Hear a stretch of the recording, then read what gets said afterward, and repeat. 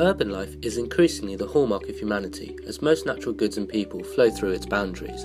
It is the site of production, growth and social reproduction.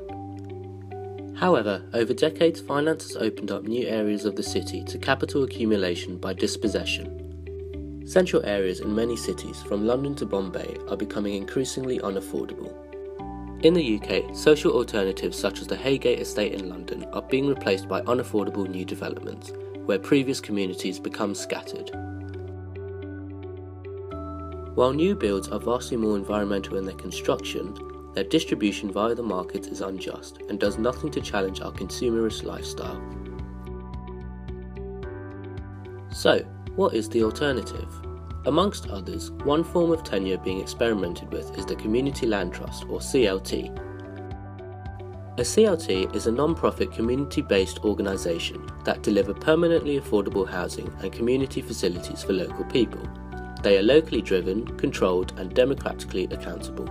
It emphasises land held in common over private property and democracy over social control by markets. CLTs incorporate spatial justice through their procedures and distributional elements. Potential tenants and buyers are assessed for their suitability, projects are overseen by the trustees, and shares of the land are distributed among all CLT members.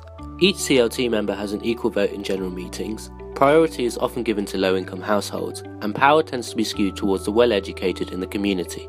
Whilst the idea of a CLT seems hugely beneficial to its members, does it actually promote a sustainable community? There are several positive outcomes which include the prices of houses and leases are based on median incomes in the community, environmental sustainability is at the forefront of most CLT projects, it bridges community together, and reinvestment goes into developing or refurbishing community infrastructure.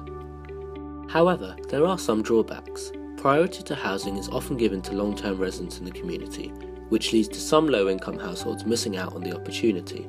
And, being a grassroots organisation, CLTs require a strong community base to be able to effectively develop and manage the land.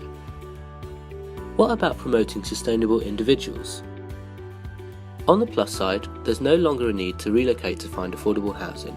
Low-income households can be more financially secure, and households have more flexibility with their consumption choices. However, CLTs can be a fallback mechanism for low-income households. High disposable incomes don't necessarily lead to sustainable consumption, and the accumulation of money saved over time may result in tenants buying property through traditional markets.